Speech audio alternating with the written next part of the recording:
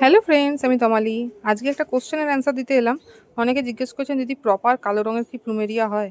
অনেকে দেখাচ্ছে একদম কালছে, একদম কুচকুচে। অ্যাকচুয়ালি সেটা নয়। আমি যদি এটা লাইটটা ডিম করে দিই তাহলেই বুঝতে পারবেন যে এটা কতটা কালো।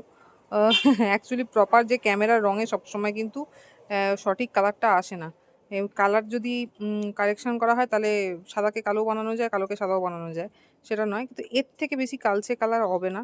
এইটাই কালচে কালার, দেখুন। এর থেকে বেশি কালচে আর আসবে না।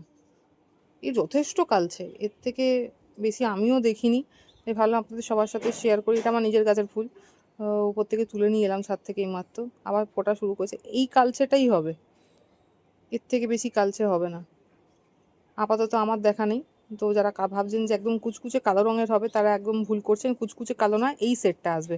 আমার চোখে, খালি চোখে যেটা দেখছে সেটা হলো এই সেটটা। এটা হলো প্রপার সেট, প্রপার কালোটা। এটাই দেখুন, এই কালোটা কিন্তু আমার খালি চোখ দেখছে, তো এই কালোটাই আসবে। এর থেকে বেশি হয় না আপাতত, এখন আমার জানা নাই। তো যারা ভাবছেন যে একদম প্রপার কালো রঙের হয় দিদি, তুমি খুঁজে দাও, তো প্লিজ খুঁজে দিতে পারবো না। এই কালারটা জানি, এই কালারটা হয়।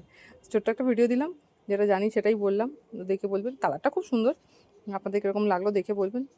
প্রচুর ফুল হয় কিন্তু গন্ধ নেই। যারা ভাবছেন গন্ধর জন্য করবেন তাদেরকে বলি, এই ফুলটা গন্ধর জন্য না, দেখার জন্য ভালো, এতে গন্ধ নেই। পুরোটাই মানে বিনা গন্ধের ফুল। নামে প্লুমেরিয়া, কিন্তু বিনা গন্ধের ফুল। তো আজ এটা যেটুকুই, ছোট্ট একটা ভিডিও দিলাম।